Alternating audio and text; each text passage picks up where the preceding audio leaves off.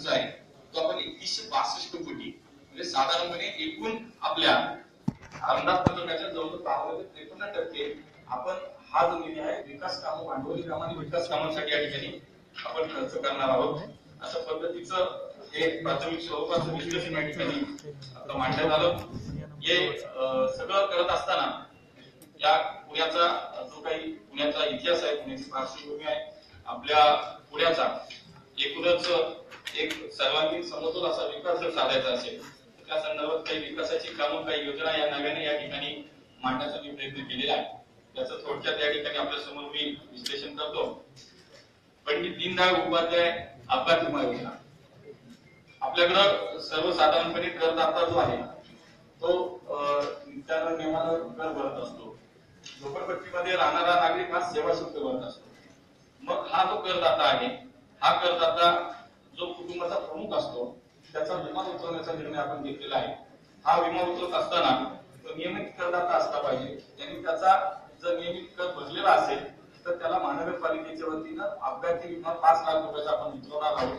आणि याचा दोन्ही बाजूने एक कुटुंब आपण सुरक्षित करत आहोत, त्या कुटुंबाला सुरक्षेची हमीच आपण देतो. परंतु कधी तर तो ज्यावेळेला आपला टॅक्स भरणार आहे तो जेव्हा महानगरपालिकेचा कर हा पूर्ण स्वरूपामध्ये भरणार आहे, झोपडपट्टी धारकाला सुद्धा तो जर सेवा शुल्क त्यांनी पूर्ण केलं असेल, त्यांनी भरला असेल तर त्याचाही विमा या ठिकाणी उतरवला जाईल. की कुटुंब पुणे शहरातली जेवढी कुटुंब आहेत ती या योजनेच्या अंतर्गत आपण सुरक्षित करत आहोत.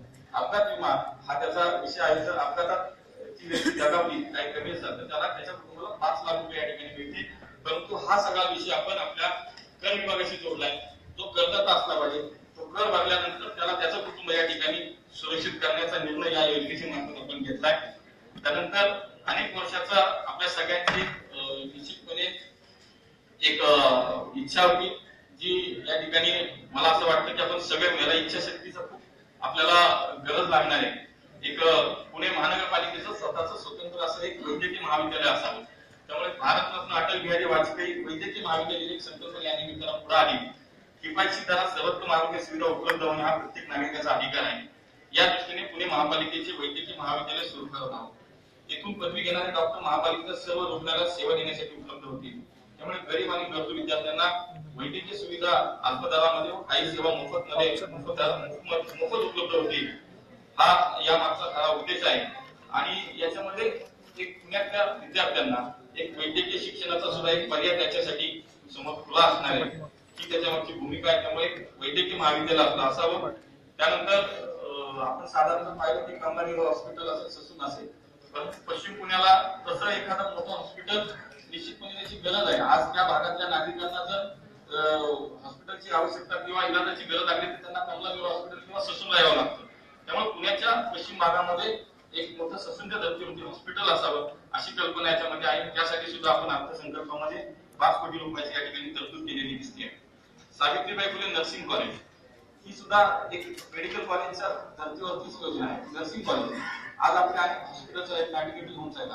याच्यामध्ये नर्सेसची संख्या, डॉक्टरांची संख्या जर आपण पाहिली तर ती कमी आहे, ती अपुरी आहे. आणि मग पुढच्या काळामध्ये एक नर्सिंग कॉलेज असेल, मेडिकल कॉलेज असेल, याच्या माध्यमातून आपली स्वतःची सुद्धा हॉस्पिटल, आपली मॅडिकेटल होम्स आहे ती सुद्धा सक्षम करण्याचे मार्ग आहे. त्याच्यामध्ये कुठली आर्थिक आपल्याला बोजा या निमित्तानं पडणार नाही. त्यामुळे सावित्रीबाई फुले यांचं नाव याला संयुक्तिक का वाटलं तर स्वतः सावित्रीबाई फुले यांनी त्यांच्या जीवनामध्ये परिचारिकेचे काम काही वर्ष काही काळ केलं होतं. तेव्हा मला वाटतं की हे संयुक्त नाव या विषयाला असू शकतं. यानंतर आपण पुणे शहराची दिवसेंदिवस पाहतो की लोकसंख्या किंवा विस्तार हा सगळा वाढत चालला. पुण्याच्या पिण्याच्या पाण्याचा प्रश्न हा दिवसेंदिवस आपल्याला नक्कीच गंभीर होताना दिसतोय. त्यामुळं पुण्याला पिण्याच्या पाण्याचा एखादा नवीन काही पर्याय या ठिकाणी उपलब्ध होतो का याचा कुठेतरी अभ्यास करत असताना माहिती घ्यायचा नाही, चांगला प्रकल्प पुढे आला. माझं म्हणणं असं नाही की आपण ते 1 वर्ष पूर्ण करतो, परंतु नव्यानं काही पर्याय आपल्याला शोधले गेले पाहिजे, त्याच्यावरती अभ्यास केला गेला पाहिजे. त्यासाठी हा कुंडलिका वरदगाव योजनेची आपण म्हटलंय की साधारणतः तामिनी घाटाच्या खाली कुंडलिका म्हणून नदी आहे. त्या नदीचं पाणी कसं समुद्राला मिळतं त्या कुंडलिका नदीपासून साधारणतः 25 ते 30 किलोमीटर अंतरावरती वरदगाव धरण आहे. त्यामुळे या नदीतून जर आपण पाणी उचललं आणि वरदगाव धरणात आपलं पाणी आणलं त्या आपल्याला 1.5-2 टीएमसी सुद्धा पाणी जास्तीत जास्त या ठिकाणी आपल्याला पुण्याच्या पुढच्या साठी मिळू शकतं. अशी काही योजना नव्यानं त्याच्यावरती अभ्यास करणे, त्याचा डीपीआर तयार करणं हे प्राथमिक स्वरूपाचं काम करण्यासाठी सुद्धा याच्यामध्ये एक वेगळी तरतूद करण्यात आली. सार्वजनिक वाहतूक व्यवस्था हा अत्यंत जिव्हाळ्याचा प्रश्न हा पुणेकरांचा आहे. आपल्या सर्वांना कल्पना आहे सार्वजनिक वाहतूक व्यवस्था जेवढी सक्षम आपण करत नाही तोपर्यंत हा पुण्यातला वाहतुकीचा प्रश्न हा खऱ्या अर्थानं सुटणार नाही. आज मुंबईमध्ये आपण साधारणतः 55% लोक हे सार्वजनिक वाहतूक व्यवस्थेचा वापर करतात, परंतु आपल्याकडं मात्र ते प्रमाण जेमतेम 15 ते 20% पुढे जातं. मग या परिस्थितीमध्ये सार्वजनिक वाहतूक व्यवस्थेसाठी भरीव तरतूद या ठिकाणी करण्यात आली आहे. जवळजवळ 11 लाख नागरिकांना बस सेवा उपलब्ध करून दिली जाते एमपीएसच्या माध्यमातून. पुणे महानगर परिवहन महामंडळाचे उद्दिष्ट जवळपास 40 लाख लोकांना दैनंदिन सेवा देण्याचे आहे. याकरता पीएमपीएसने 1550 बसेस घेण्याचे निश्चित केले आहे. यासाठी पुणे आणि पिंपरी महापालिका 60 व 40 च्या प्रमाणात आवश्यक निधी व मदत महामंडळास करणार आहे. यामध्ये 200 मिनी बसेस, त्यामध्ये 120 पीएमसी, 80 पीसीएमसी तसेच 550 एसी बसेस घेण्यात येणार आहेत व 800 सीएनजीच्या बीआरटी बसेस घेण्यावरची कारवाई सुरू आहे. सदरच्या नवीन 1550 बसेस प्राप्त झाले की सध्या असलेल्या 370 मार्गावर या बसेस देऊन मार्गावर वाढवण्यात येणार आहे. तसेच आवश्यकतेनुसार काही नवीन मार्ग सुरू करण्याचे देखील नियोजन आहे. या सर्व उपक्रमासाठी 145 कोटीची तरतूद आपण या वर्षीच्या अंदाजपत्रकामध्ये केलेली आहे. पुणे शहर हे आपण राज्याची सांस्कृतिक राजधानी आहे आणि पुण्यामध्ये या संदर्भामध्ये एक मोठी चळवळ नाट्य क्षेत्रामध्ये, सिनेमा क्षेत्रामध्ये गेली अनेक वर्षाची आपल्या सगळ्यांना ज्ञात आहे.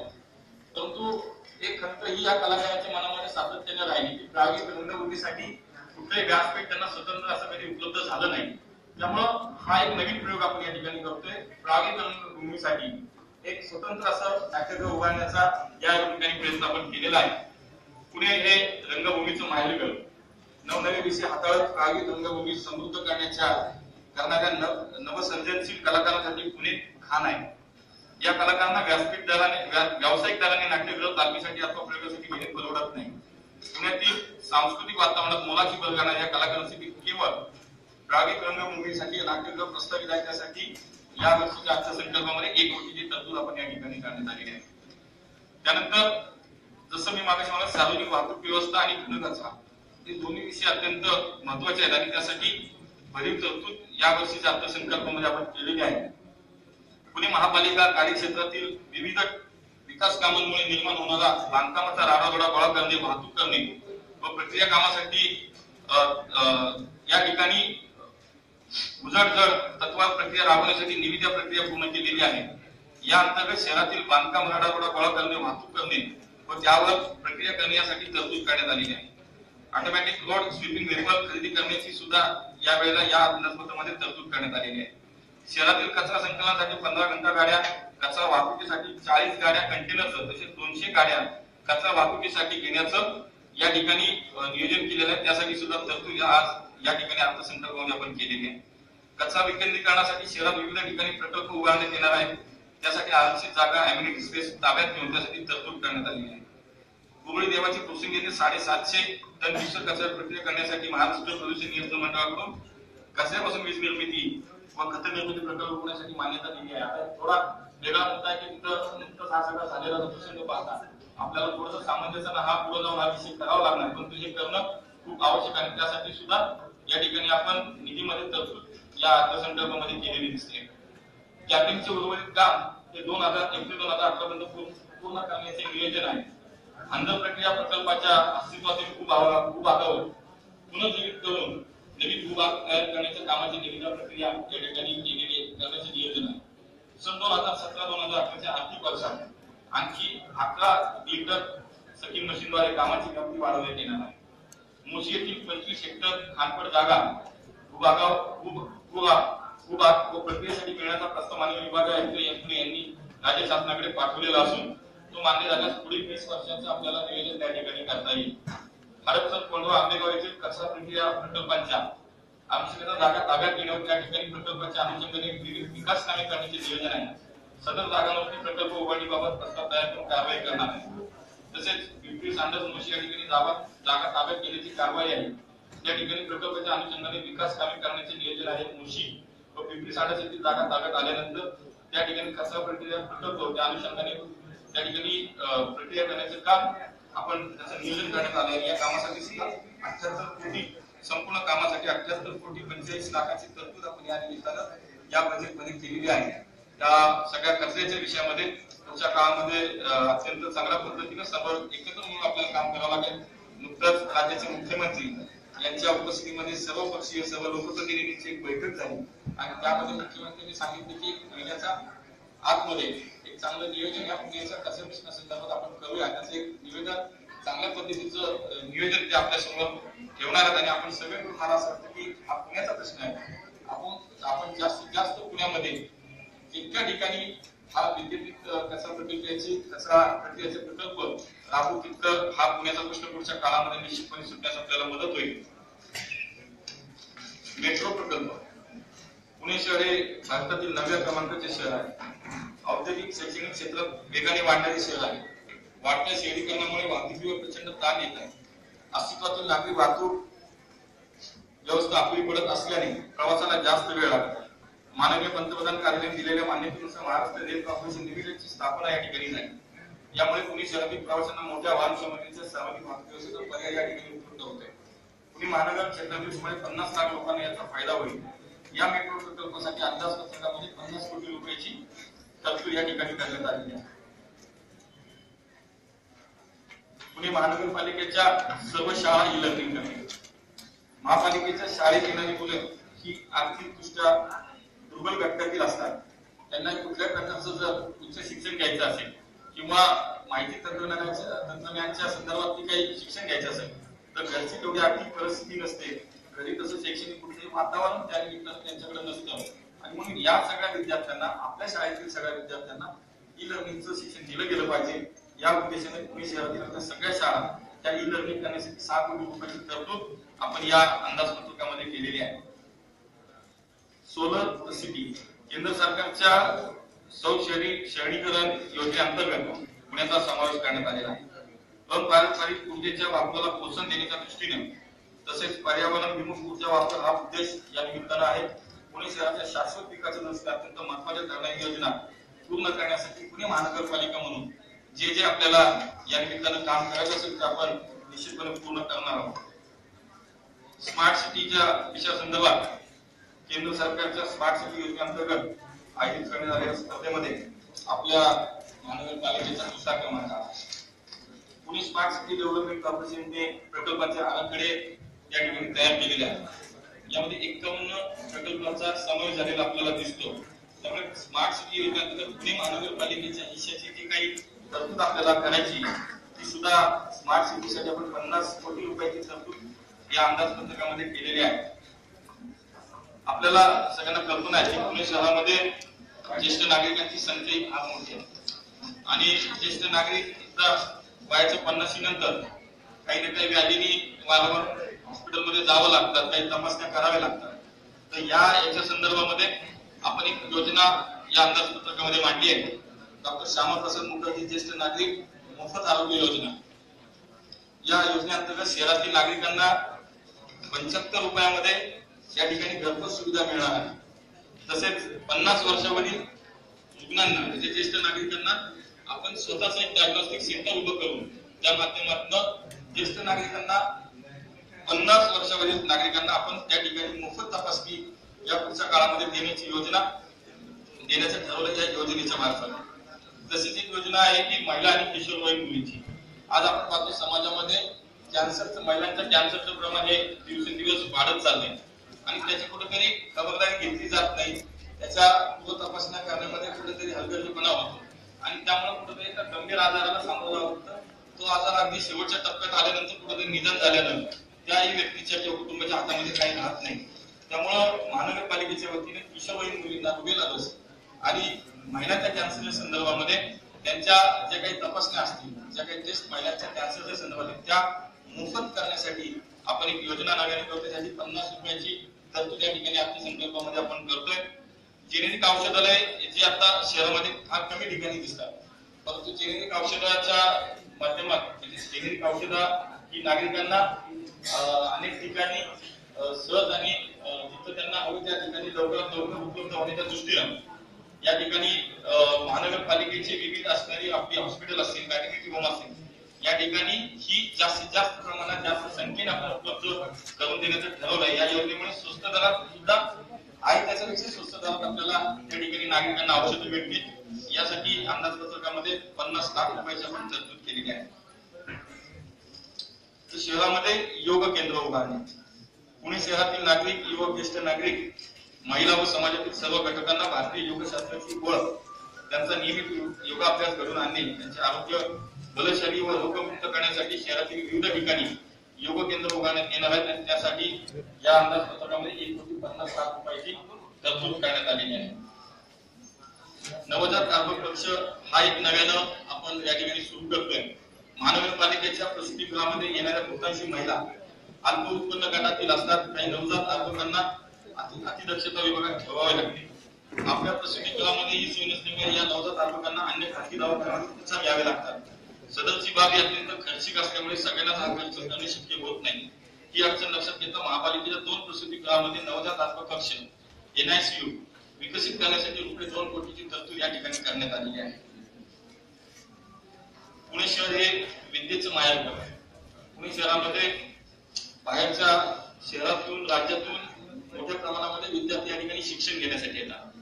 परंतु या विद्यार्थ्यांना राहण्याची त्यांची योग्य सोय या ठिकाणी होत नाही आणि खासगी ठिकाणी कुठं राहण्याची त्यांची तशी आर्थिक परिस्थिती नसते.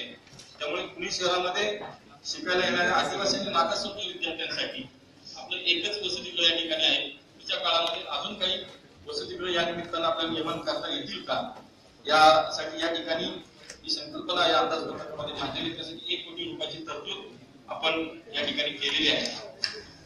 आज महिला सक्षम होणं ही काळाची गरज आहे. सगळ्या क्षेत्रामध्ये महिला अग्रेसर आहेत, काम करत आहेत. त्यामुळे इथून पुढच्या काळामध्ये सुद्धा महिलांना सक्षमीकरणाच्या संदर्भामध्ये महानगरपालिकेने काय करावं असा विचार ज्यावेळेस आला, त्यावेळेला महिला सक्षमीकरणासाठी एक योजना या ठिकाणी समोर आली, राणी लक्ष्मीबाई महिला सक्षमीकरण योजना. आदरणीय पंतप्रधान नरेंद्र मोदी यांनी निश्चित केलेल्या महिला सक्षमीकरणाला अनुसरून पुणे शहरात राणी लक्ष्मीबाई महिला सक्षमीकरण योजना सादर करीत आहोत. पंतप्रधान नरेंद्र मोदी यांच्या बेटी बचाओ बेटी पढाओ या कार्यक्रमावर ही योजना आधारित आहे. शिक्षण, कौशल्य विकास व संरक्षणाचे प्रशिक्षण इत्यादी विषयांची सूची तयार करून याबाबतचा निश्चित कार्यक्रम राबवण्यात येईल. महानगरपालिकेच्या शाळा, दवाखाने व उद्यान या ठिकाणी सदर कार्यक्रम प्रभावी राबवण्याची कल्पना आहे आणि त्यासाठी अंदाजपत्रकामध्ये 2,50,00,000ची भरीव तरतूद या ठिकाणी करताना आपल्याला दिसेल. जसं मगाशी आपण म्हणालो, पुणे हे विद्येचं माहेरघर आहे, सांस्कृतिक राजधानी म्हणून आपण राज्याची त्याला सगळे ओळखतो. म्हणूनच पुण्याच्या महानगरपालिकेचं स्वतंत्र एक आपलं सुसज्ज असं एक ग्रंथालय असावं, त्यामध्ये ई लायब्ररीचा समावेश असावा अशी कल्पना या निमित्तानं स्वामी विवेकानंद मध्यवर्ती ग्रंथालयाच्या निमित्तानं समोर आलेली. पुणे शहराला आपण पूर्वेकडे ऑक्सफोर्ड असं संबोधले जाते. प्रगतशील शहर, शैक्षणिक समृद्धी व सांस्कृतिक वारसा लाभलेला असल्याने इथे परदेशातून विद्यार्थी शिक्षणासाठी येतात. या विद्यार्थ्यांसाठी सोयीसाठी तसेच पुणेकर नागरिकांना सुद्धा उच्च शिक्षणातील संशोधनाबद्दल जागरूक करण्याच्या संदर्भामध्ये त्यासाठी कमीत कमी दरामध्ये ई लायब्ररी, पुस्तकांची ऑनलाईन माहिती, तसेच एक सुसज्ज असं विविध अनेक विषयांच्या संदर्भात संग्रहित पूर्ण संग्रह असा एक चांगल्या पद्धतीचा या ठिकाणी उपलब्ध व्हावा, यासाठी या अंदाजपत्रकामध्ये 1 कोटी रुपयाची या ठिकाणी तरतूद केलेली आपल्याला दिसेल. मी मगाशी उल्लेख केला की पुणे महानगरपालिकेच्या शाळेमध्ये शिकणारे विद्यार्थी हे अत्यंत प्रतिकूल परिस्थितीमध्ये शिक्षण घेत असतात आणि दिवसेंदिवस आपण पाहतो की आपण खूप सगळेजण या सगळ्या विषयात प्रयत्न करतो त्यांना चांगलं शिक्षण देणं, शैक्षणिक दर्जा त्यांचा उंचावणं, त्यांचं शैक्षणिक भविष्य चांगलं घडवणं. परंतु यामध्ये कुठेतरी आपण असं वाटतं की कुठं अजूनही कमी पडतो की काय. दिवसेंदिवस या महानगरपालिकेच्या शाळेतल्या विद्यार्थ्यांची गळतीचं प्रमाण आपल्याला वाढलेलं दिसतं. यामध्ये या विद्यार्थ्यांना कुठेतरी प्रोत्साहन देण्याचं काम आपण करू शकतो का, या उद्देशाने या ठिकाणी लोकमान्य टिळक गुणवत्ता पुरस्कार आपल्या पुणे महापालिकेच्या प्राथमिक आणि माध्यमिक शाळेतील विद्यार्थ्यांसाठी ही योजना या ठिकाणी आपण सुरू करतो. त्यासाठी 50 लाख रुपयांची तरतूद या अंदाजपत्रकामध्ये करण्यात आली आहे. मराठी माध्यम मॉडेल स्कूल शिक्षणामध्ये येणारे नवनवीन प्रवाह, नवीन तंत्रज्ञानाची मॉडेल स्कूलमध्ये अंमलबजावणी करण्यात येत आहे. यामुळे मनपा शाळेतील गौरवी विद्यार्थ्यांना दर्जेदार शिक्षण देऊन त्यांच्या गुणवत्तेमध्ये वाढ होण्यास मदत होणार आहे. शिक्षक व मुख्याध्यापक यांना शिक्षण क्षेत्रातील नवे प्रवाह, नवीन तंत्रज्ञान याची माहिती देण्यासाठी स्वयंसेवी संस्थांच्या मदतीने दर्जेदार प्रशिक्षण सुविधा देण्यात येणार आहे. यासाठी सुद्धा या अंदाजपत्रामध्ये 2 कोटी रुपयाची तरतूद या ठिकाणी केलेली असते. शहरामधील विविध ठिकाणी पादचारी आणि भुयारी मार्ग निर्माण करणं ही काळाची गरज आहे. ज्या ज्या ठिकाणी आवश्यकता आहे, ज्या त्या ठिकाणी वाहतुकीचा प्रश्न आता गंभीर आहे, तो पुढच्या काळामध्ये अजूनही गंभीर होईल. अशा काही ठिकाणी आपल्याला पुढच्या काळामध्ये हे सगळे प्रकल्प उभे करण्याची आवश्यकता आहे. त्यामध्ये पादचारी पूल असेल, भुयारी मार्ग, यासाठी सुद्धा या ठिकाणी अंदाजपत्रामध्ये भरीव तरतूद करण्यात आलेली आहे. भामा-आसखेड प्रकल्पाची पूर्तता करणे. भामा-आसखेड हा प्रकल्प पूर्णपणे कार्यान्वित झाल्यास चंदननगर, खराडी, वडगाव, शेरी इत्यादी भागातील पाणी प्रश्न सुटणार आहे. तसेच शहराला जादा पाणी पुरवठा या ठिकाणी त्या निमित्तानं उपलब्ध होऊ शकतो. या प्रकल्पाची शेवटच्या टप्प्यातील काही कामं पूर्ण करायची असल्याने त्यासाठी सुद्धा अंदाजपत्रकामध्ये 5 कोटी रुपयाची तरतूद या ठिकाणी केलेली आहे. पाण्याच्या संदर्भामध्ये अनेक विषय आपण या ठिकाणी याच्यामध्ये त्याचा समावेश केलेला आहे. पाण्याच्या संदर्भामध्ये जनजागृती, कायमस्वरूपी माहिती केंद्र, प्रदर्शनी उभारण्याचा एक चांगला या ठिकाणी संकल्प, एक योजना आपल्या समोर ठेवतोय. पुण्याचा पाणी प्रश्न दिवसेंदिवस बिकट होत चालला आहे. एकीकडून पावसाचा लहरीपणा वाढतोय आणि दुसरीकडे पाण्याची मागणी प्रचंड वाढत आहे. पाणी आणि स्वच्छतेचे विषय जनसामान्यांमध्ये जागरूकता नसल्याने पाण्याचा अपव्यय आणि प्रदूषण हे होताना आपल्याला दिसतं. या विषयाबाबत लोकजागृती करणे, पाणी आणि स्वच्छता याविषयी कायमस्वरूपी प्रदर्शनी आणि माहिती केंद्र असावे आणि त्यामार्फत पाणी स्वच्छतेच्या विषयी तांत्रिक, ऐतिहासिक, सामाजिक, वैज्ञानिक माहिती विज्ञानाच्या आधारे देण्यात यावी, हा त्यामागचा उद्देश आहे. ही माहिती ऑडिओ व्हिज्युअल स्वरूपामध्ये आधुनिक तंत्रज्ञान वापरून सहज भाषेत सर्व स्तरातील लोकांना समजेल अशा पद्धतीने केली जाईल. यासाठी सुद्धा यावर्षी अंदाजपत्रकामध्ये 1 कोटी रुपयाची तरतूद करण्यात आली आहे. पुणे शहराच्या नदी सुधारणा पुणे शहराच्या दृष्टीने महत्वाकांक्षी असलेला नदी सुधार प्रकल्प केंद्राच्या जायकाच्या माध्यमातून या ठिकाणी राबवण्यात येणार आहे. त्यासाठी या प्रकल्पात केंद्र सरकारचे 100% अनुदान योजनेला केंद्र सरकारच्या माध्यमातून अनुदान या ठिकाणी आपल्याला मिळणार आहे. या प्रकल्पाच्या अनुषंगाने आवश्यक असलेल्या पूर्व करारांना इत्यादी बाबी पूर्ण होण्यासाठी तत्कालीन केंद्रीय मंत्री, पर्यावरण मंत्री माननीय आमदार प्रकाशजी जावडेकर यांनी विशेष प्रयत्न केल्याने त्यांच्या या प्रयत्नाला यश आले. हा जो प्रकल्प आपण करतो, देशातील केंद्र सरकारनं नदी सुधारणा संदर्भात केलेला देशातील 2 नंबरचा प्रकल्प हा आपला ठरणार आहे. गंगा नदीनंतर देशात सर्वात जास्त निधी कुणाला मिळाला असेल तर आपल्या मुळा नदीला हा प्रकल्प राबवण्यासाठी मिळतो. त्यामुळे विशेषतः मी प्रकाशजी जावडेकर यांचं मनापासून या ठिकाणी अभिनंदन करतो. आणि हा प्रकल्प पूर्ण करण्यासाठी महानगरपालिकेची जबाबदारी आहे. 15% रक्कम आपण महानगरपालिकेने त्या प्रकल्पामध्ये उभी करायची. त्यासाठी सुद्धा या अंदाजपत्रकामध्ये 150 कोटींची तरतूद आपण या ठिकाणी केलेली आहे. शहरातील सर्व भागात समान पाणी पुरवठा. शहरातील सर्व भागामध्ये समान दाबाने आणि समान पाणी पुरवठा करणे हे आपले उद्दिष्ट आहे. हे उद्दिष्ट साध्य करण्यासाठी जुन्या पाईपलाईन्स बदलून नव्या साठवण टाक्या बांधणे, आवश्यक तेथे पंपिंग स्टेशन उभारणे, या योजनेच्या अंमलबजावणीसाठी सर्वतोपरी पाठपुरावा करून ही योजना निश्चितपणे पुढच्या काळात पूर्ण करण्यात येईल. यशस्वीपणे ही योजना पूर्णत्वास नेण्यासाठी यावर्षी अंदाजपत्रकामध्ये 302 कोटींची तरतूद या ठिकाणी केलेली आहे.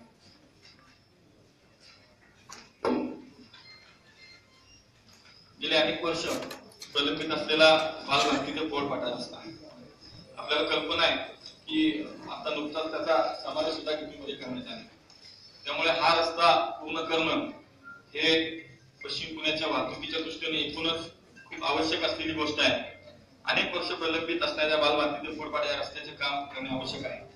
त्यामुळे बालभारती सिंबाशिस या मागे नळसापूर कोड रस्त्याकडे जाणारी वाहतूक या मार्गाने होऊन प्रवासाच्या वेळेत बचत होईल. तसेच लॉ कॉलेज, भांडारकर रोड, नळस्टॉप चौकातील वाहतुकीचे ताण कमी करण्यास मदत होणार आहे. याच्या संदर्भात न्यायालयीन प्रक्रिया जी काय असेल ती पूर्ण करून ती मार्गी लावून त्या संदर्भातला जिथूनचा रस्ता हा त्याचा समावेश झाल्याने हा रस्ता या वेळेस आपल्याला करणं शक्य होईल आणि त्यासाठी सुद्धा या वर्षीच्या बजेटमध्ये आपण त्याला तरतूद सुचवलेली आहे. तसाच प्रश्न आपण सिंहगड रोडच्या संदर्भामध्ये या ठिकाणी विचारात घेतला. सिंहगड रोडवरची वाहतूक सुद्धा आपण जर पाहिली तर वाहतुकीचा इतका प्रचंड बोजवारा त्या ठिकाणी झालेला दिसतो आणि इतकी कोंडी सिंहगड म्हणजे पुण्यातला सगळ्यात जास्त वाहतुकीची कोंडी कुठं म्हणतात आपल्याला सिंहगड रोडचं नाव पहिलं डोळ्यासमोर. त्यामुळं ही सिंहगड रोडची कोंडी जर पडायची असेल तर नुकताच या सगळ्यामध्ये आपल्याला कर्वेनगर सनसिटी हा नदीवरचा पूल आपण यामध्ये या अंदाजपत्रकामध्ये त्याचा समावेश केला. सिंहगड रस्त्यावर सध्याचा वाहतुकीचा ताण लक्षात घेता मुठा नदीच्या डाव्या बाजूने जाणारा नदीकाठचा रस्ता यांना जोडणाऱ्या रस्त्यावर मुठा नदीवर पूल बांधल्यास सिंहगड रस्त्यावर वाहतूक सदर पुलामार्गे नदीकाठच्या रस्त्याने होऊ शकते.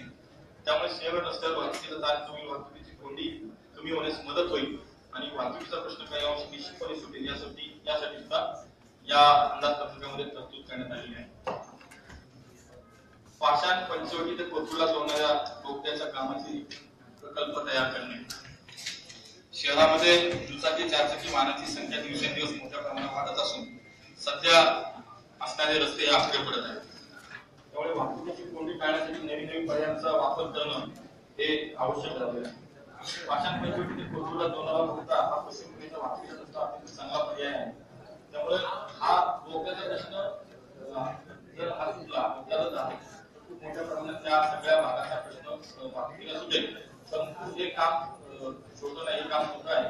त्यामुळे याच्यामध्ये आता सुरुवातीला तिचं कामाचा साधारणपणे विचार तयार करणे, कामाच्या संदर्भातल्या सगळ्या शक्यता, त्याच्यातल्या परवानग्या या सगळ्या गोष्टी तपासाव्या लागणार आणि मग याच्या माध्यमातून आपण केंद्र सरकारला त्याच्यातनं निधी या संदर्भामध्ये आपल्याला काही मिळत नाही या संदर्भात सुद्धा विनंती करणार आहोत. शहरात विविध ठिकाणी आज आपण पाहतो की वाहनतळाची खूप गैरसोय असल्यामुळे रस्त्यावरती गाड्या लागणं, त्यामुळे वाहतुकीवरती प्रचंड वाहतुकीचा त्या ठिकाणी बोलवाला आपल्याला पाहायला मिळतो. पुणे शहरात वाहतुकीचा प्रश्न दिवसेंदिवस गंभीर होत आहे. शहरात विविध ठिकाणी नव्याने वाहनतळ विकसित करण्याची आवश्यकता आहे. जगात नाक्याच्या मोकळ्या जागांवर अद्ययावत वाहतूक उभारून तिथून नागरिकांना शहरात प्रवास करण्यासाठी सार्वजनिक वाहतुकीचा वापर करण्यास प्रोत्साहित करण्याचा प्रयत्न करण्यात येणार आहे. यामुळे शहरात येणाऱ्या वाहनांचा ओघ कमी होण्यास मदत होईल. तसेच शहरातील विविध ठिकाणच्या मध्यवस्त्यांमध्ये जागांसाठी वाहतूक उभारण्यात येणार आहे. त्यामुळे शहराच्या वाहतुकीच्या समस्ये निराकरण महापालिकेला उत्पन्न मिळू शकते. पुणे शहराला लागूनच हिंजवडी येथे आयटी क्षेत्र मोठ्या प्रमाणात विकसित आहे. या ठिकाणी कर्मचाऱ्यांच्या सोयीसाठी पाषाण बावलन तिथे पार्किंग विकसित करण्यात येणार आहे. या ठिकाणी आयटी क्षेत्रातील कर्मचाऱ्यांना आपली वाहने तिथे पार्क करून त्यांच्या नोकरीच्या ठिकाणी, त्यांच्या कंपनीच्या ठिकाणी बसची सुविधा उपलब्ध करून देण्यात येणार आहे. यामुळे चारचाकी वाहनांची वर्दळ कमी होण्यास मदत होईल. अशा प्रकारच्या आणखी एक गोष्टी आपल्याला या निमित्ताने वाहनतळाच्या माध्यमातून पुढच्या काळामध्ये करता येईल. यासाठी सुद्धा अंदाजपत्रकामध्ये तरतूद करण्यात आलेली आहे. उड्डाणपुलांचे भौतिक सुशोभीकरण. शहरात अनेक ठिकाणी उड्डाणपूल उभारण्यात आलेले आहेत. यापैकी काही उड्डाणपुलांचे दुरुस्ती करणे गरजेचे आहे. या दोन्ही सर्व सुशोभीकरण करण्यात येणार आहे. शहरातील उड्डाणपूल वाहतुकीबरोबर शहराच्या सौंदर्यात सुद्धा भर घालणारे असावे. या दृष्टीनं या कामाचा समावेश अंदाजपत्रकामध्ये करण्यात आला आहे.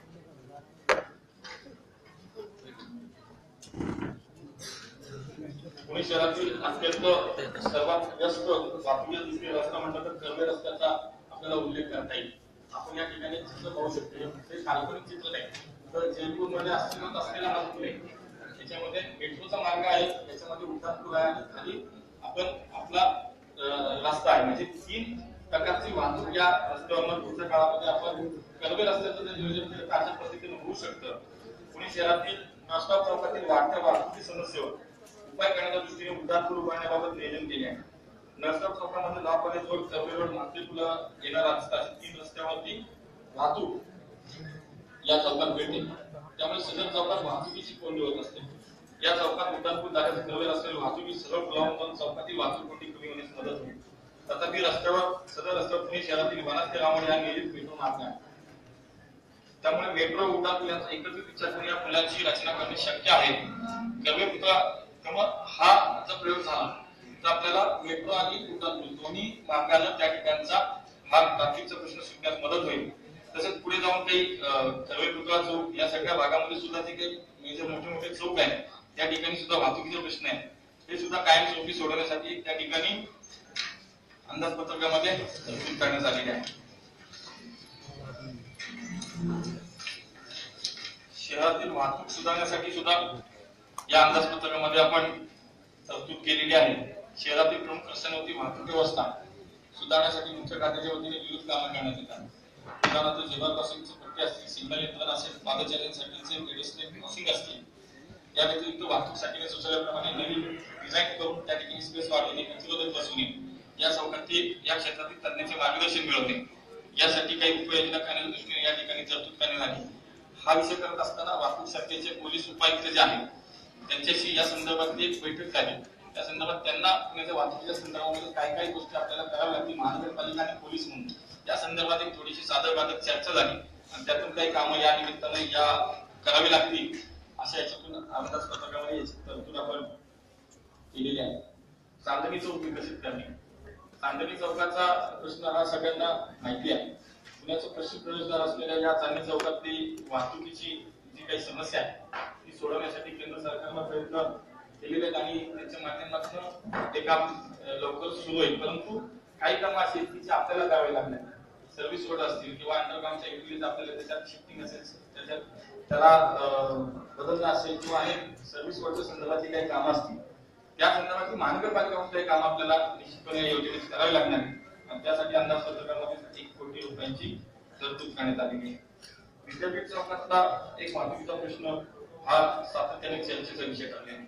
त्यामुळे या अस्तित्वात असलेले जे काही उड्डाणपूल असतील याच्याशी संदर्भात संबंधित काही तज्ञ लोकांशी चर्चा करून त्याची एक चांगली माहिती तयार करू. ते ग्रेड सेक्टरच्या माध्यमातून किंवा अजून एखादा काही उड्डाणपूल या संदर्भात एक चांगली योजना तयार करून त्या ठिकाणची वाहतूक सोडवण्यासाठी काहीतरी आपल्याला उपाय निश्चितपणे करण्याची गरज आहे हे लक्षात घेता या ठिकाणी आपण तरतूद केलेली आहे. एसएमटीआरचा प्रकल्प जो आहे हा रस्ता 24 मीटर रुंद आणि 35 किलोमीटर लांबीचा आहे. तज्ञ सल्लागारांनी एलिव्हेटेड एसएमटीआर प्रस्तावित केलेला आहे. सदर प्रस्तावामध्ये 24 मीटर रुंदीमध्ये मध्यभागी सार्वजनिक व्यवस्थेच्या अनुषंगाने क्रियांची 2 मार्गिका व दोन्ही बाजूस इतर वाहनांसाठी 2 मार्गिका सुचवण्यात आल्या. एकूण 6 पदरी हा रस्ता प्रस्तावित आहे. प्रस्तावित एसएमटीआर मुळे पुणे पिंपरी चिंचवड या दोन्ही शहरातील वाहतुकीचा याचा फायदा होणार आहे. सदर एसएमटीआर पुणे शहराच्या मध्यवस्तीतून पूर्णपणे एलिव्हेटेड असल्यामुळे नागरिकांना वाहतुकीस मोठ्या प्रमाणात पर्यायी व्यवस्था उपलब्ध होईल. सदर प्रकल्पासाठी या अंदाजपत्रकात आर्थिक तरतूद करण्यात आलेली आहे आणि हा प्रकल्प प्रत्यक्षात आणणे हे या आपलं उद्दिष्ट या निमित्तानं आहे. शहरातील वाहतुकीचे प्रश्न मार्गी लावण्यासाठी अनेक ठिकाणी आपण व्हॅली मार्ग असतील, उड्डाणपूल असतील, सेपरेटरच्या माध्यमातून याचा प्रयत्न निश्चितपणे करणार आहोत. खूप मोठी यादी आहे. साधारणपणे 61 कोटी रुपयांची तरतूद आपण यासाठी केलेली आहे. खूप यादी आहे. म्हणजे केवळ आता 2-3 योजना वाचताना पश्चिम पुण्याच्याच आपल्याला वाटत असतील, परंतु यामध्ये एवढी मोठी यादी आहे, वाचायला खूप वेळ लागेल. तुम्ही पाहू शकता अगदी पुण्याच्या सगळ्या बाजूला जिथे जिथे आवश्यकता तिथे अपुरी कामं पूर्ण करणे असेल अथवा नव्याने काही या ठिकाणी उड्डाणपूल असतील, नदीवरचे पूल असतील ते बांधण्याच्या संदर्भामध्ये जवळपास 61 कोटी रुपयांची तरतूद आपण या वर्षीच्या अंदाजपत्रकामध्ये केलेली आहे. त्याच्यामध्ये साधारणतः मी थोडी नावं या ठिकाणी सांगतो.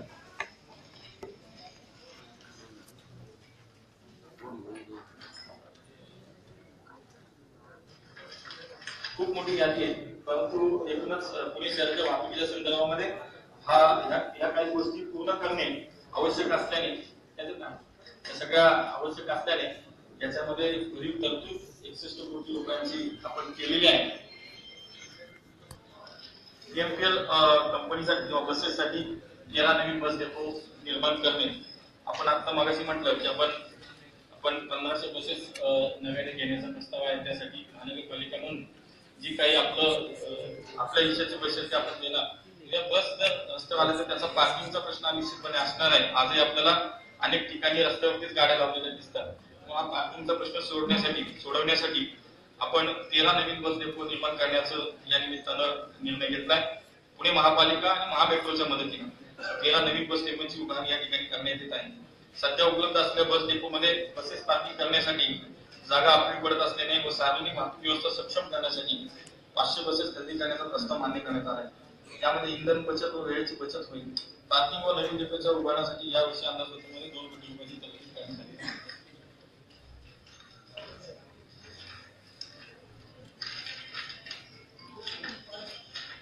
शहरामध्ये ऑटोमॅटिक ड्रायव्हिंग टेस्ट ऍक्ट सुरू करणे. नागरिकांना सध्या शिकाऊ लायसन्स किंवा पक्की लायसन्स मिळवण्याकरता ऑनलाईन अर्जमध्ये 6 ते 7 महिन्यांचा कालावधी लागतो. एकच ऑटोमॅटिक ड्रायव्हिंग टेस्ट ऍक्ट उपलब्ध आहे. त्यामुळे लायसन्स मिळवण्यात अत्यंत विलंब होतो. हा विलंब टाळण्यासाठी प्रादेशिक परिवहन कार्यालयाच्या मदतीने बंद झालेल्या आपल्या जागात नाक्याच्या जागा व इतर ऍक्टिव्हिटी स्पेसवरती ऑटोमॅटिक ड्रायव्हिंग टेस्ट ऍक्ट तयार करण्याची योजना या निमित्तानं आहे. त्याचबरोबर सदरचा ट्रॅक कार्यरत वेळेनंतर प्रायव्हेट ड्रायव्हिंग स्कूलसाठी वापरण्याचं महापालिकेचे उत्पन्नाचे साधन या निमित्तानं आपल्याला निर्माण करता येईल. सदरचा ट्रॅकसाठी या अंदाजपत्रकामध्ये 1 कोटी रुपयाची तरतूद करण्यात आली. ही सगळी विकासाची कामं करत असताना काही आपली तत्व आहेत, आपली मूल्य आहेत, आपल्या निष्ठा त्या सुद्धा निमित्ताने या निमित्तानं जतन केल्या पाहिजे, जपल्या गेल्या पाहिजे. या उद्देशाने या भावनेतून काही ही सुद्धा विषय आहे जे महानगरपालिकेचं कर्तव्य म्हणून आपण करतोय.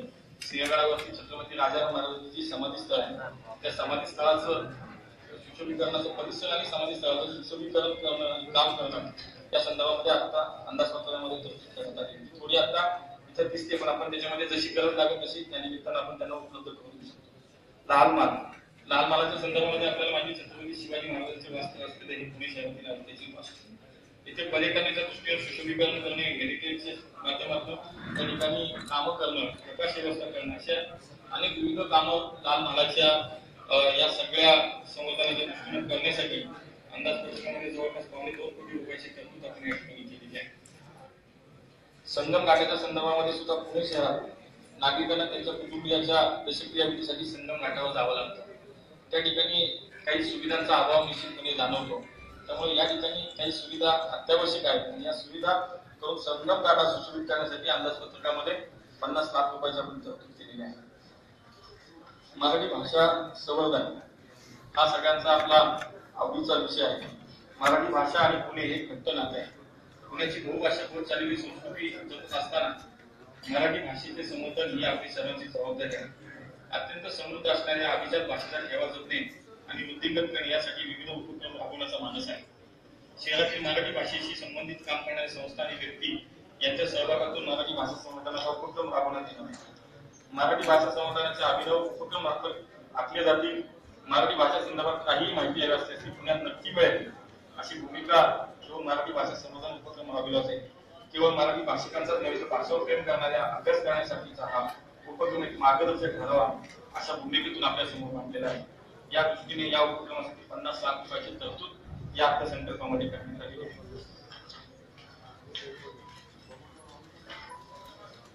आपल्या पुण्याची अनेक विशेषणं या ठिकाणी आपल्याला देता येतील. मगाशी मी सांगितलं तसं शिक्षणाचं माहेरचं, विद्येचं माहेरघर, सांस्कृतिक राजधानी किंवा उद्योग नगरी याच्या असे अनेक विशेषणं आपल्या या पुणे नगरीला लाभवतात. किंवा पुणे नगरी या सगळ्यासाठीच ओळखली जाते. त्यामुळे आपल्या या वैभवशाली पुणे म्हणून या योजनेमध्ये साधारणपणे काही गोष्टींचा एकत्रित समावेश करण्यात आला आहे. पुणे शहराला अंदाजे 12 वर्षांचा इतिहास असून एकेकाळचा पुनर्विचा विकास होऊन सन 1950 साली पुणे महापालिका स्थापन झाली. एका महानगराच्या दिशेने पुण्याची वाटचाल चालू झाली. पुणे शहराला असलेली ऐतिहासिक व प्राचीन संस्कृतीची पार्श्वभूमी पाहता वैभवशाली पुणे ही योजना ही शहरासाठी उत्तम संधी आहे. पुणे शहराच्या विविध वैशिष्ट्यांची माहिती शहरात येणाऱ्या देशांतर्गत तसेच परदेशातील पर्यटक यांना होण्यासाठी वैभवशाली पुणेचा कालबद्ध कार्यक्रम हाती घेतल्यास पर्यटनात वाढ होण्याचा परिणाम, वाढ होण्याचा स्थानिक रोजगार, सामाजिक व आर्थिक विकास इत्यादी बाबतीत सकारात्मक परिणाम होईल. पुणे शहराची सांस्कृतिक ओळख रुजविणे आणि वाढीला लावणे त्यामागचं उद्दिष्ट आहे. नागरिकांना व पर्यटकांना सर्व महत्वाच्या वास्तू, पर्यटन स्थळे इत्यादी ठिकाणी चांगल्या सुविधा उपलब्ध व्हाव्यात. सांस्कृतिक कार्यक्रमाचे नियोजन करता येईल. या दृष्टिकोनातून पर्यटन आणि पुरातत्व हे दोन्ही विषयांची एकत्रित सांगड घालून वैभवशाली पुणेच्या माध्यमातून जगभरातील लोकांना निश्चितपणे आपल्याला या निमित्ताने आकर्षित करता येईल. वैभवशाली पुणे अंतर्गत पुणे शहराचे सांस्कृतिक वारसा व वैभव जतन करण्यासाठी विविध प्रकारचे उद्योग या ठिकाणी उपक्रम राबवले जातील. त्यासाठी या ठिकाणी अर्थसंकल्पामध्ये तरतूद करण्यात आली आहे. भिडेवाड्याच्या संदर्भात सुद्धा त्या ठिकाणी महात्मा ज्योतिबा फुले व क्रांतिज्योती सावित्रीबाई फुले यांनी पहिली मुलीची शाळा सुरू केली. परंतु त्या वाड्याचं संपूर्ण त्या वाड्याचे संपादन करून त्या ठिकाणी मुलींचा पहिली शाळेची स्मारक उभं करण्याचे आपले सगळ्यांचे स्वप्न. परंतु काही न्यायालयीन प्रक्रिया त्या ठिकाणी निश्चितपणे आहे. त्याचा विचार करून पुढच्या काळामध्ये या जागेचं संपादन करून त्या ठिकाणी या भिडेवाड्याचं स्मारक आपण करण्याचं निश्चित त्या ठिकाणी त्यासाठी अर्थसंकल्पामध्ये 1 कोटी रुपयाची तरतूद करण्यात आलेली आहे. समुद्री जैवविविधता केंद्र उभारणे. सर्वसामान्य माणसाला समुद्र व समुद्री जीवनाबद्दल खूप कुतूहल असते. साधारणतः समुद्राबद्दल डिस्कवरी चॅनलवर जे काही दाखवण्यात येते तेवढीच माहिती लोकांना असते.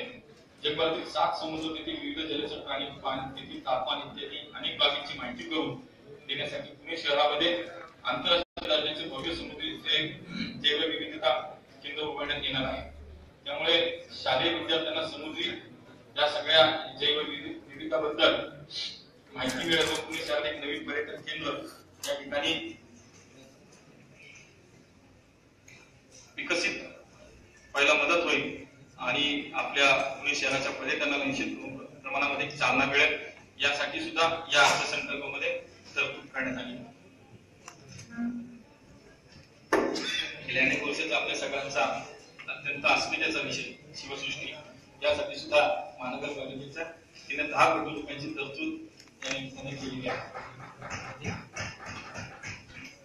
पुणे शहर ही महाराष्ट्राची सांस्कृतिक राजधानी, संतांची परंपरा असलेल्या शहरामध्ये दरवर्षी आषाढी वारीनिमित्त लाखो संख्येने वारकरी जातात.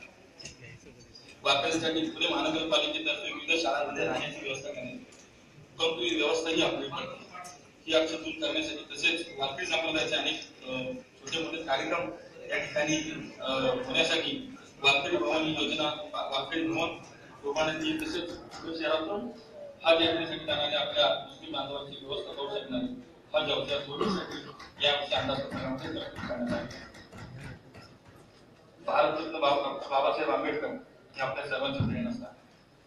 जिल्हाधिकारी कार्यालयासमोर त्यांच्या स्मारकास अनेक मान्यवर भेट देत असतात. स्मारकाचा संपूर्ण परिसर हा नव्यानं आकर्षक आणि सुशोभित करण्यासाठी सुद्धा अंदाजपत्रकामध्ये 50 लाखाची तरतूद या ठिकाणी करण्यात आली आहे. दरवर्षी पाषाण तलावामध्ये विविध पक्ष्यांचे आगमन आणि वास्तव्य असते. तेथील पर्यावरणाची जोपासना करणे तसेच विविध विकासाची कामे करणे, कात्रज, पाषाण आणि लताकी तलाव या तलावांना एक पर्यटन केंद्र म्हणून आपल्याला पुढच्या काळामध्ये विकसित करता येईल का, या उद्देशाने या अंदाजपत्रकामध्ये 1 कोटी रुपयाची तरतूद या ठिकाणी केलेली दिसते. कुस्ती हा पारंपरिक आपला मराठी मातीतला खेळ. या खेळासाठी आपण सगळ्यांनी पाहिलं असेल किंवा आपल्याला कदाचित माहिती असेल आणि मोठे मोठे नामवंत कुस्तीगीर पैलवान या पुणे शहराने राज्याला देशाला दिले. आणि या तालमीची अवस्था आता आपण पाहिली, जुनी परंपरा आहे, 100-150 वर्षापूर्वीच्या तालमी या शहरामध्ये आहे. परंतु तिथल्या कुस्तीसाठी जे काही आवश्यक असलेल्या काही गोष्टी सरावासाठी त्या निश्चितपणे त्या ठिकाणी कमी असलेल्या जाणवतात. तशी मागणी त्या ठिकाणी काही खेळाडूंनी केली आणि म्हणूनच या कुस्तीच्या खेळाला चालना देण्यासाठी पुण्यातले जे काही जुन्या तालमी आहेत त्या ठिकाणी मल्लविद्येचं प्रशिक्षण घेतलं जातं. त्या खेळाडूंना त्या ठिकाणी साहित्य असेल अथवा या सगळ्या वास्तूची काही हे असेल दुरुस्ती असण्यासाठी या अंदाजपत्रकामध्ये 1 कोटी रुपयाची तरतूद आपण केलेली आहे.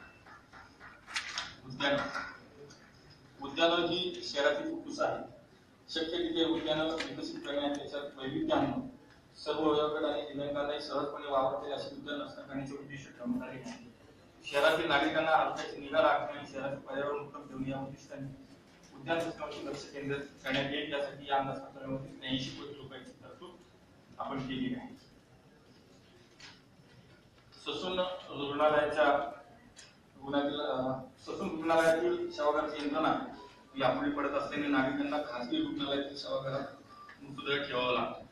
त्यासाठी मोठ्या प्रमाणात पैसे मोजावे लागतात आणि ते काही गोरगरीब जनतेला किंवा लोकांना शक्य होत नाही. आणि ही समस्या दूर करण्यासाठी डॉक्टर नायडू रुग्णालयाच्या मृतदेह ठेवण्यासाठी सभागृह आपण नव्याने निर्माण करण्यासाठी या अंदाजपत्रकामध्ये 50 लाख रुपयाची तरतूद करण्यात आली आहे. आपल्याकडे महानगरपालिकेच्या माध्यमातून पीएमपीच्या माध्यमातून पुष्कळ वाहन या ठिकाणी आहे. परंतु अत्यंत कमी असलेली ही संख्या आणि शहराच्या मध्यवस्ती असेल, झोपडपट्टी असेल किंवा दाट लोकवस्तीमध्ये ही गाडी जात नाही. त्यामुळे महानगरपालिकेच्या सर्व आपण जे आता स्मशानभूमीमध्ये मोफत अंत्यविधीचे साहित्य आणि अनुदान पुरवले जाणार याच धर्तीवरती मृत व्यक्तीचे पार्थिव स्मशानभूमीपर्यंत अंत्यविधीसाठी त्यांनी मोफत निर्माण योजना सुरू करण्यात आली. यासाठी नवीन 4 गाड्या घेण्यात येतील. तसेच पुष्कळ वाहनाच्या संख्येत सुद्धा वाढ या निमित्तानं करण्यात येणार आहे. यासाठी सुद्धा अंदाजपत्रकामध्ये तरतूद करण्यात आलेली आहे. सध्या वैकुंठ स्मशानभूमीमध्ये 2 विद्युत जाण्या काढल्या जातात. परंतु तरी सुद्धा जेव्हा आपण पुढे जातो आपल्या लक्षात येईल की ही यंत्रणा अपुरी आहे. त्यामुळे या ठिकाणी एक नवीन विद्युत दाहिनी आणि कैलास स्मशानभूमीमध्ये सुद्धा एक नवीन विद्युत दाहिनी बसवण्यासाठी आपण 3 कोटी रुपयाची या ठिकाणी तरतूद या अंदाजपत्रकामध्ये केलेली आहे.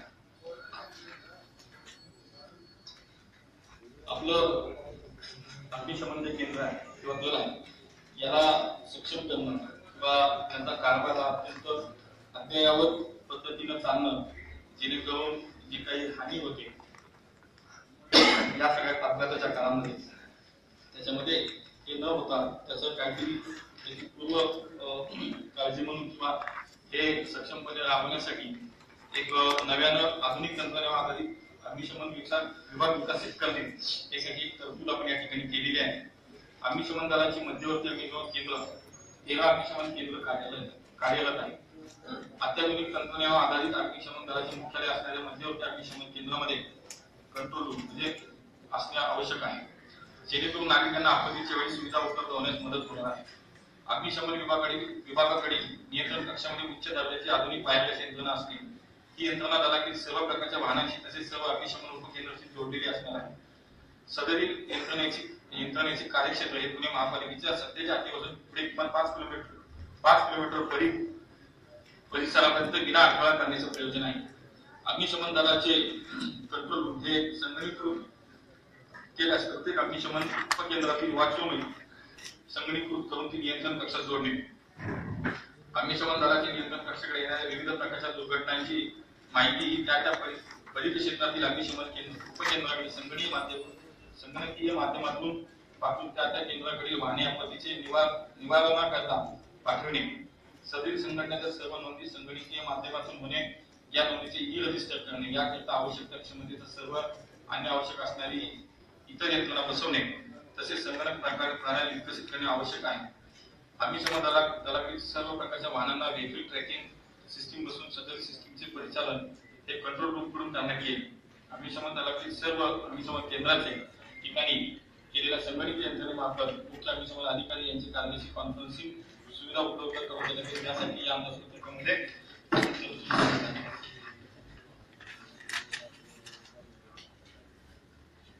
पंतप्रधान नरेंद्र मोदी यांनी सन 2022 पर्यंत सर्वांसाठी ही महत्वाकांक्षी योजना सुरू केली.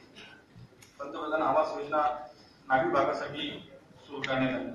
या योजनेत पुण्याचा समावेश आहे. पुण्यात 1 लाख लोकांना 1 लाख घरं या ठिकाणी देण्याचं आपलं उद्दिष्ट आहे. पंतप्रधान आवास योजना यशस्वीपणे राबवण्यासाठी या ठिकाणी आपण कटिबद्ध आहोत. या योजनेचा मुख्य आकडा तयार करण्यात आलेला आहे.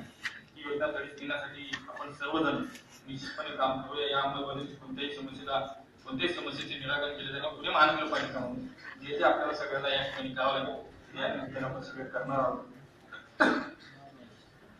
महापालिका भवन आपल्याला या महापालिका भवनचं काम चालू आहे, सगळ्यांना माहिती आहे. पुढच्या काळामध्ये ते काम 6 महिन्यामध्ये पूर्ण करण्यात येईल. यासाठी सुद्धा अंदाजपत्रकामध्ये 12 कोटीची साधारणतः 12 कोटी रुपयांची तरतूद करण्यात आली आहे.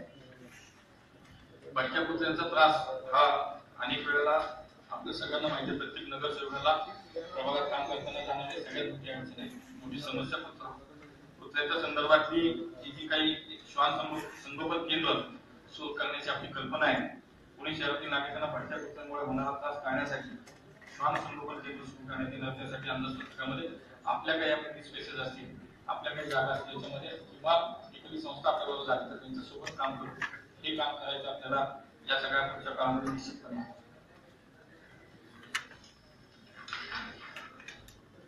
नागरिक आपल्याला जर विश्वासाने या ठिकाणी काम करायला पाठवतात, कर रूपातनं आलेला पैसा आणि त्या पैशाच्या माध्यमातून आपण या शहरात करत असलेली कामं या संदर्भातली माहिती नागरिकांपर्यंत पोहोचणं हे आवश्यक आहे. या उद्देशानं एक पारदर्शी कारभार माहिती तंत्रज्ञानाच्या माध्यमातून उपलब्ध व्हावा अशी कल्पना आहे. पुणे शहराचा समतोल विकास करण्याच्या दृष्टिकोनातून विकास कामे पुणे महापालिकेमार्फत केली जातात. पुणे महानगरपालिका दरवर्षी विविध विभागांकडून क्षेत्रीय कार्यालयामार्फत प्रकल्प राबवण्यात येतात. तसेच प्रत्येक विभागामार्फत टेंडर प्रक्रिया करून पुणे शहराची विकास कामे केली जातात. त्यासाठी अंदाजपत्रकात तरतूद केली जाते. नागरिकांना प्रकल्पाची इत्याभूत माहिती पारदर्शकरित्या उपलब्ध होणे आवश्यक आहे. ही माहिती नवीन तंत्रज्ञानाचा वापर करून नागरिकांना करून देण्याचे उद्दिष्ट आहे. पुणे महानगरपालिकेची विकास कामे व प्रकल्प यांची पारदर्शी परिणामलक्षी व सर्वसामान्य नागरिकांना माहिती होण्यासाठी विविध क्षेत्रीय कायद्यामध्ये डिस्प्ले बोर्ड्सद्वारे नवीन संगणक प्रणाली कार्यान्वित करणे प्रस्तावित आहे. त्याकरता अत्याधुनिक तंत्रज्ञानावर आधारित नवीन पोर्टल विकसित करणे प्रस्तावित आहे. या प्रकल्पामार्फत पुणे मनपाच्या होणाऱ्या विविध विकास कामांची माहिती सर्वसामान्यांना उपलब्ध करून देण्याचा उद्देश आहे. याकरता सर्व क्षेत्रीय कार्यालय मुख्य भवन येथे IT इन्फ्रास्ट्रक्चर तयार करणे प्रस्तावित आहे. यासाठी अंदाजपत्रकामध्ये सुद्धा तरतूद करण्यात आलेली आहे. पुणे शहरातील विविध पेठांमध्ये अरुंद रस्ते, गल्लीबोळ तसेच उपनगरातील दंतोडी सारखा भाग वडगाव सिल्वर रस्ते आहेत. अनेक शहराच्या आजूबाजूला असलेल्या सगळा जो त्यामध्ये असलेले अरुंद रस्ते असतील, गल्लीबोळ, झोपडपट्ट्या अशा ठिकाणी आपली अग्निशमन वाहनं ही अत्यंत ज्यावेळेला आपत्ती येते त्यावेळेला जाणे शक्य होत नाही. त्यामुळे अनेक वेळेला ही अडचण निर्माण होते आणि त्याचे परिणाम काही वेळेला हे भयानक होतात. यासाठी या सगळ्या याच्यावरती पर्याय म्हणून काही आपल्याला अग्निशमन दलासाठी मिनी फायर टेंडर गाडी घेणं, खरेदी करणं हा त्याचा मागचा उद्देश आहे. त्याच्यासाठी टाटा कंपनी FMC 407 त्याची बांधणी करणं, त्यावर 2000 रुपये पाण्याची टाकी 1200 ते 1800 लिटर प्रति 7 किलोग्रॅमची हायवे लो प्रेशर पंप बसून या ठिकाणी या गाड्या आपण नव्याने घेण्यासाठी या अंदाजपत्रकामध्ये 1 कोटी रुपयाची तरतूद केली आहे. शहरातील काही ठिकाणी जसे सार्वजनिक असलेल्या जनावरांचा गायीचा वावर दिसून येतो. त्यामुळे वाहतुकीला अडथळा निर्माण होतो, अपघात होतात. या व्यवहारात जनावरांचे संगोपन करण्यासाठी बांधकाम करण्याची गरज आहे आणि म्हणूनच या अंदाजपत्रकामध्ये यासाठी सुद्धा 50 लाख रुपयांची तरतूद करण्यात आलेली आहे. महानगरपालिकेच्या शाळांमधील विद्यार्थ्यांची आगीपासून सुरक्षा आणि बचाव यासाठी त्या ठिकाणी फायर फायटिंग सिस्टम बसवण्यात येणार, त्यासाठी अंदाजपत्रकामध्ये तरतूद करण्यात आली. आपल्याला कल्पना पुणे शहरामध्ये ज्येष्ठ नागरिकांची संख्या खूप आहे आणि शहरात विविध भागामध्ये ज्येष्ठ नागरिक संघाच्या माध्यमातून काही मंडळे काम करत असतात. पुणे शहरात ज्येष्ठ नागरिकांची संख्या मोठ्या प्रमाणावर आहे. त्यांनी अनेक ठिकाणी ज्येष्ठ नागरिक संघाची स्थापना केलेली आहे.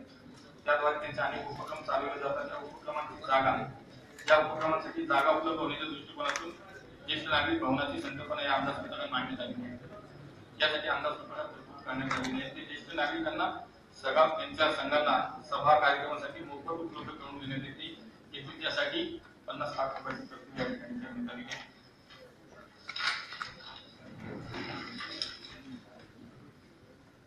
गणेशोत्सव, आपला पुण्याचा गणेशोत्सव 125 वर्ष या गणेशोत्सवाला पूर्ण होत आहे. शतकोत्तर रौप्य महोत्सव आपण गणेशोत्सवाचा साजरा करत आहोत. सार्वजनिक गणेशोत्सवाचा प्रारंभ पुण्यामधील लोखंडी टिळकांनी केला. सार्वजनिक गणेशोत्सव शतकोत्तर रौप्य महोत्सव वर्षात पदार्पण करत आहे.